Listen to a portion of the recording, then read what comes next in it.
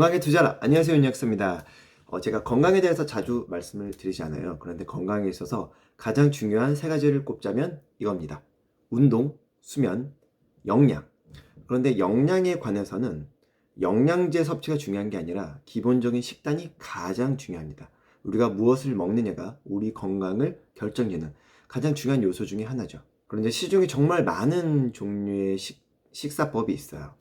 무슨 다이어트 해가지고 여러 가지가 있는데, 제가 과학적으로 검증된 식단 5가지를 아마 제 책에서도 소개를 드렸을 겁니다. 대시 다이어트, 지중해식 다이어트, 그리고 채식, 팔레오 다이어트, 저탄고지 다이어트, 이 외에도 여러 가지가 있죠.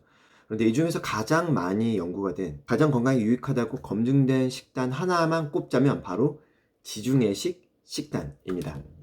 이 지중해식 식단은 이제 유럽 남부의 지중해 연안 국가들, 특히 그리스, 이탈리아, 스페인 등에서 기원한 전통 식습관입니다. 이쪽 지방은 되게 햇빛이 강하다 보니까 야채, 채소의 항산화 물질들이 풍부합니다. 해산물을 섭취를 하는데 여기에 오메가3가 풍부하고요. 그리고 여기서 나오는 식물유, 올리브유는 유익한 지방산도 풍부하고 항산화 성분도 풍부합니다. 그래서 건강에 좋은 거의 모든 걸 갖춘 식단이에요. 오늘은 이 지중해식 식단의 핵심 구성 요소와 효능에 대해서 간단하게 정리를 해보도록 하겠습니다. 첫 번째는 올리브유입니다. 그런데 단순한 올리브유가 아니라 엑스트라 버진 올리브유입니다.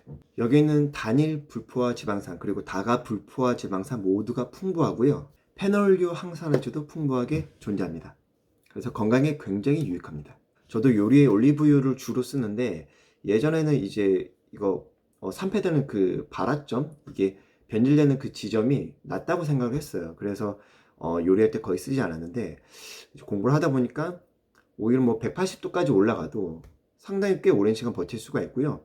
그리고 이제 그 가열점이 270도로 꽤 높은 편이에요. 그러니까 중불, 약불로 요리할 때는 이게 올리브유가 쉽게 산패되지 않습니다. 그래서 요리할 때 써요. 그래서 실제로 요리할 때 쓸 때 산패되는 증상이 거의 없어요. 왜냐면 산패되면 기름 색깔이 빠르게 변질이 되고요. 냄새가 달라져요. 중불 이하로 약하게 약불로 조리를 하게 되면은 그 신선도가 살아 있습니다. 물론 제일 좋은 건 이제 뿌려서 비벼 먹는 건데, 이게 제 취향의 맛이 아니라서 맛이 그렇게 썩 좋진 않은 것 같아요. 자, 지중해식 식단의 핵심 요소 두 번째, 야채, 채소, 과일. 이건 다른 모든 식단에도 다 들어있을 텐데, 이제 야채, 채소, 과일 이쪽에는 뭐가 많냐면 식이섬유가 많습니다. 옛날에 영양소로 쳐주지도 않았죠. 그런데 현대 들어서는 이 식이섬유가 장내 유익균의 먹이가 되어서 장내 건강을 굉장히 건강하게 만들어주고, 장내 환경을 이상적으로 조성을 해주고, 그리고 장내 축과 연결이 되어 있고, 이제 만성염증, 만성질환과 깊은 연관관계가 있다. 그리고 면역계랑도 연관관계가 있다.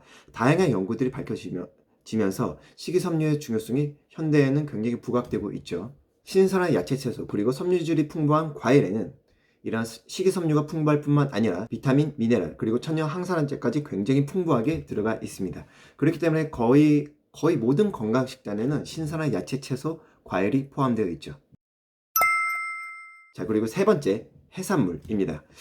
이제 지중해식 식단에는 연어, 고등어 같은 오메가3가 풍부한 생선이 포함되어 있습니다. 이러한 해산물은 오메가3가 풍부할 뿐만 아니라 단백질도 풍부한데, 이 단백질이 양질의 단백질이기 때문에 정말 좋은 단백질 보급원으로서 역할을 합니다.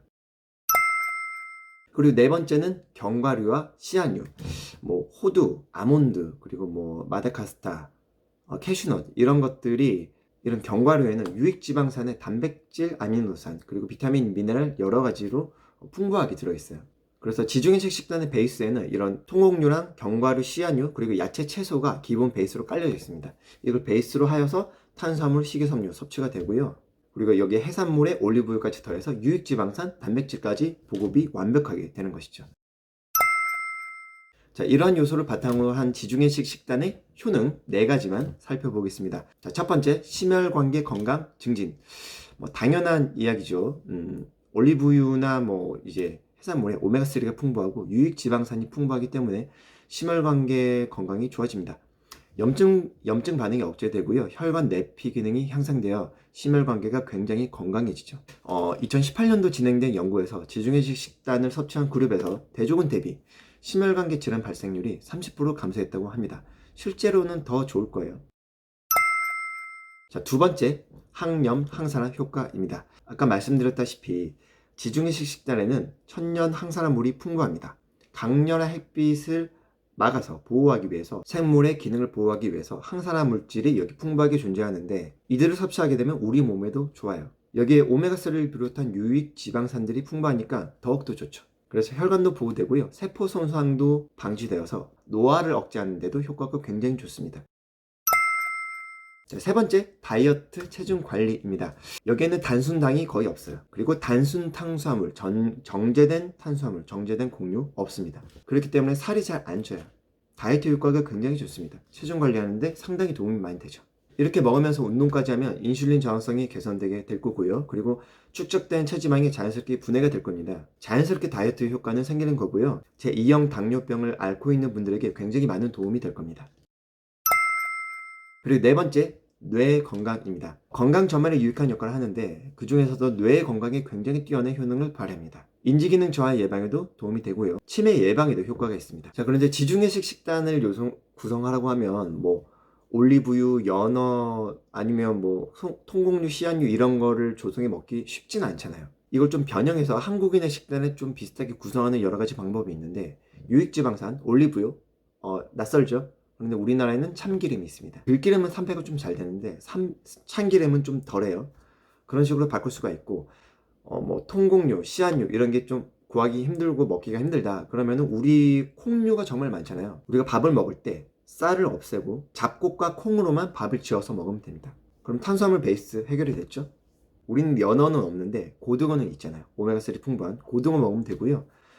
그리고 닭가슴살 먹으면 단백질 보충이 됩니다.